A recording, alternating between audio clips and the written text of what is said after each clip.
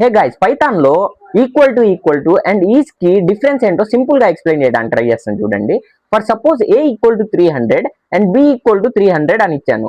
A equal to B అనే operation perform చేసినప్పుడు మనకి అవుట్పుట్ అనేది ట్రూ వచ్చింది. అదే విధంగా ఏ ఇస్ బి అన్నప్పుడు మనకు అవుట్పుట్ ఫాల్స్ వచ్చింది. ఎందుకంటే ఈక్వల్ టు ఆపరేటర్ వాల్యూస్ ని కంపేర్ చేసి అవుట్పుట్ ఇస్తుంది. అదే విధంగా ఈజ్ అనే ఆపరేటర్ అయితే ఆబ్జెక్ట్ ని కంపేర్ చేస్తుంది. ఆబ్జెక్ట్ అంటే ఏంటి అంటే, ఫర్ సపోజ్ నేను ఒక వేరియబుల్ క్రియేట్ చేశాను. వేరియబుల్ క్రియేట్ చేయగానే మెమరీ లొకేషన్ లో ఒక ఆబ్జెక్ట్ అనేది క్రియేట్ అయిపోతుంది.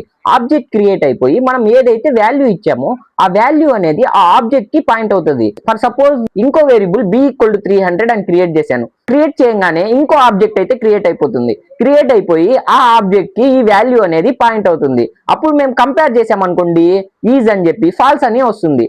For suppose -5 to 256 small integers వరకు ఒకే ఆబ్జెక్ట్ లో స్టోర్ అయ్యి దానికి పాయింట్ అవుతాయి. -5 to 256 కాకుండా వేరే వాల్యూస్ ఇచ్చామనుకోండి, ఫాల్స్ అనేది అవుట్పుట్ ఇస్తాయి. ఎందుకంటే ఆబ్జెక్ట్ కి కంపేర్ చేసి మనకు అవుట్పుట్ అనేది ఇస్తుంది. ఈక్వల్ టు అనేది వాల్యూ ని కంపేర్ చేసి మనకి అవుట్పుట్ ఇస్తుంది.